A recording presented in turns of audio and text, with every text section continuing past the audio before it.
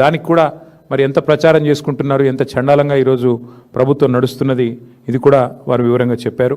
ఏ రకంగా మళ్ళీ తిరిగి రాష్ట్రంలో వ్యవసాయ రంగంలో సంక్షోభం ఉందో దాని మీద కూడా సమావేశం విస్తారంగా చర్చించింది. నిజానికి ఈరోజు తీసుకున్న అతి ముఖ్యమైన నిర్ణయం ధాన్యం కొనుగోళ్లలో రాష్ట్ర వ్యాప్తంగా ఏదైతే రాష్ట్ర ప్రభుత్వ నిర్లక్ష్యం వల్ల రైతులు తీవ్రంగా నష్టపోతూ ఉన్నారు, ఇవాళ దళారుల పాలైపోయింది ధాన్యం. రాష్ట్రంలో ఎక్కడా కూడా కొనుగోలు కేంద్రాలు నడవడం లేదు. సమావేశం ఏం తీర్మానం చేసింది అంటే బీఆర్ఎస్ ప్రభుత్వం ఉన్నప్పుడు ఏ రకంగానైతే ఎలాంటి ఆంక్షలు లేకుండా కొనుగోలు చేశామో, అది వరి అయితేనేమి, మొక్కజొన్న అయితేనేమి, సోయా అయితేనేమి, అదేవిధంగా జొన్నలైతేనేమి, ఇంకా ఏ పంట అయినా కూడా సంపూర్ణంగా ఎలాంటి ఆంక్షలు లేకుండా, సీలింగ్ లేకుండా ఏ రకంగానైతే కొనుగోలు చేశామో అదే రకంగా కొనుగోలు వెంటనే ప్రారంభించాలి, లేదా గ్రామాన బీఆర్ఎస్ పార్టీ ఉద్యమిస్తుంది రైతుల పక్షానని చెప్పి ఈ సమావేశం తీసుకున్న అతి ముఖ్యమైన తీర్మానం అది. అట్లాగే ధాన్యం కొనుగోలు చేయడానికి కూడా చివరికి మంత్రివర్గ ఉపసంఘాలు వేసి వాటిని కూడా ఒక పెద్ద గొప్ప విషయంలాగా ఏదైతే రాష్ట్ర ప్రభుత్వం చెప్పుకునే ప్రయత్నం చేస్తున్నదో దాన్ని తీవ్రంగా ఖండిస్తూ వెంటనే ఈ రాష్ట్రంలోని రైతాంగ పక్షాన ఇప్పటికే దళారులకు అమ్ముకొని కనీస మద్దతు ధర రాకుండా, బోనస్ కూడా వచ్చే పరిస్థితి లేకుండా మరి ఏదైతే రైతులు ఇబ్బంది పడుతున్నారో దాన్ని వెంటనే నివారించడానికి ప్రభుత్వం కొనుగోలు కేంద్రాలను ప్రారంభించి వెంటనే కొనుగోలు ప్రారంభించాలని చెప్పి సమావేశంలో తీర్మానం చేశాం. అట్లాగే సింగరేణి సంస్థ విషయంలో కూడా కార్మిక లోకానికి చేసిన అభివృద్ధి, మరి ఏ రకంగా అక్కడ సంక్షేమ పథకాలు ఇవన్నీ కూడా అమలు చేశామో దానికి సంబంధించి కూడా ఈ సమావేశంలో మరి చర్చించడం జరిగింది.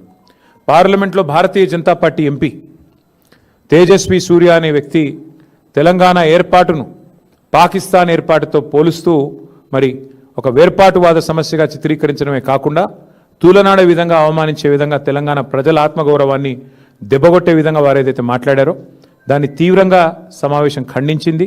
నిజంగా అక్కడ ఒక్క బీఆర్ఎస్ ఎంపీ ఉన్న లోక్సభలో మరి వెంటనే తిరగబడి అక్కడికక్కడే అవసరమైతే తేజస్వి సూర్యని నిలదీసి క్షమాపణ చెప్పించే విధంగా కార్యాచరణ ఉండేది. కానీ ఇవాళ తెలంగాణ ప్రజలు కూడా ఆలోచించాలని చెప్పి కూడా సమావేశంలో చాలామంది వక్తలు అభిప్రాయపడ్డారు. అక్కడ 8 మంది కాంగ్రెస్ ఎంపీలు, 8 మంది బీజేపీ ఎంపీలు ఉన్నా చేష్టలుడిగి ఉత్సవ విగ్రహాల మాదిరిగా చూస్తూ కూర్చున్నారు తప్ప తేజస్వి సూర్య గారు తెలంగాణ ఏర్పాటును పాకిస్తాన్ ఏర్పాటుతో పోల్చినా కనీస స్పందన లేకుండా మరి నిశ్చేష్టులుగా ఏదైతే చూస్తూ ఉన్నారో దాని సమావేశం తీవ్రంగా నిరసించింది. తెలంగాణ ప్రజలు దయచేసి తెలంగాణ పార్టీ ఎంపీలు, బీఆర్ఎస్ ఎంపీలు లేని లోటు ఏ రకంగా ఉందో ఆలోచించాలని చెప్పి కూడా ఈ సమావేశంలో చాలామంది వక్తలు అభిప్రాయం పడడం జరిగింది. తెలంగాణ పౌరుషం, తెలంగాణ చావదచ్చిన కాంగ్రెస్ బీజేపీ ఎంపీల నిష్క్రియాపరత్వం పైన కూడా ఈ సమావేశంలో నిరసన వ్యక్తమైంది. అట్లాగే మరి అన్ని రాజకీయపరమైన అంశాలతో పాటు ముఖ్యమైన మరొక అంశం మన కేంద్ర ప్రభుత్వం తీసుకున్న నిర్ణయం. ఈ మహిళా రిజర్వేషన్ బిల్లుని మరి వారు ఉద్దేశపూర్వకంగానే అడ్డుకున్నట్టుగా కనబడ్డది. అల్టిమేట్గా చూస్తే డీలిమిటేషన్తో ముడిపెట్టి మరి అనవసరంగా లేని ఒక కార్యక్రమం స్టార్ట్ చేసి మొత్తానికి మహిళా లోకాన్ని, దేశంలోని అందరి ప్రజల్ని కూడా గందరగోళంలోకి ఏదైతే భారతీయ జనతా పార్టీ ప్రభుత్వం నెట్టిందో, మరి 30 ఏళ్లుగా ఈ మహిళా బిల్లుకు సంబంధించిన చర్చలు జరుగుతూనే ఉన్నాయి. మరి మేము కూడా గతంలో ప్రభుత్వంలో ఉన్నప్పుడు చట్టసభల్లోనే మేము తీర్మానాలు కూడా చేసినాం. శాసనసభలో, శాసన మండలిలో వెంటనే 1/3 రిజర్వేషన్ చట్టసభల్లో అమలు చేయాలి అని మా ప్రభుత్వం తరపునే ఆనాడు తీర్మానాలు చేసి పంపాం. ఈ సమావేశం ద్వారా కూడా, మా పార్టీ యొక్క విస్తృత స్థాయి సమావేశం ద్వారా కూడా మహిళా రిజర్వేషన్ల విషయంలో పూర్తి చిత్తశుద్ధిని మళ్ళీ వ్యక్తం చేస్తూ తప్పకుండా వెంటనే కేంద్ర ప్రభుత్వం కూడా ఈ విషయంలో సానుకూల నిర్ణయం తీసుకొని రిజర్వేషన్లను వెంటనే అమల్లోకి తీసుకొని రావాలని చెప్పి కూడా మరి ఈ సమావేశంలో తీర్మానం పాస్ చేయడం జరిగింది. దాంతోపాటు మరి SIR అనే కార్యక్రమం ఏదైతే ప్రారంభం కాబోతా ఉందో ఆ విషయంలో కూడా చాలా కూలంకషంగా ఈ సమావేశంలో చర్చ జరిగింది.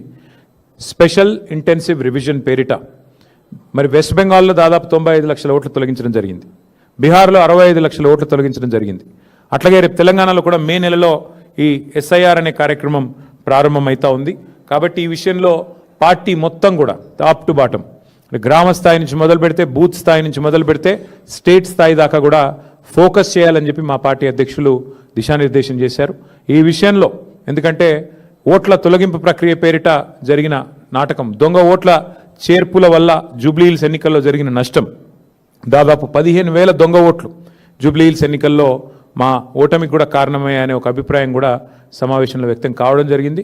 దానిపైన పార్టీ అధ్యక్షులు కూడా స్పందిస్తూ ఎస్ఐఆర్ జరిగే క్రమంలో స్పెషల్ ఇంటెన్సివ్ రివిజన్ జరిగే క్రమంలో పార్టీ శ్రేణులు క్రియాశీలంగా ఉండాలి, యాక్టివ్గా ఉండాలి, తప్పకుండా మరి వెంటనే ఎప్పటికప్పుడు స్పందించాలి, ఎక్కడికక్కడ మరి అధికార పార్టీ చేసే ఆగడాలకు అడ్డుకట్ట వేయాలని చెప్పి కూడా తీర్మానించడం జరిగింది. ఎక్కడికక్కడ పార్టీ క్రియాశీలంగా top to bottom booth level to state level పనిచేయాలని చెప్పి కూడా సీరియస్గా ఆదేశించడం జరిగింది.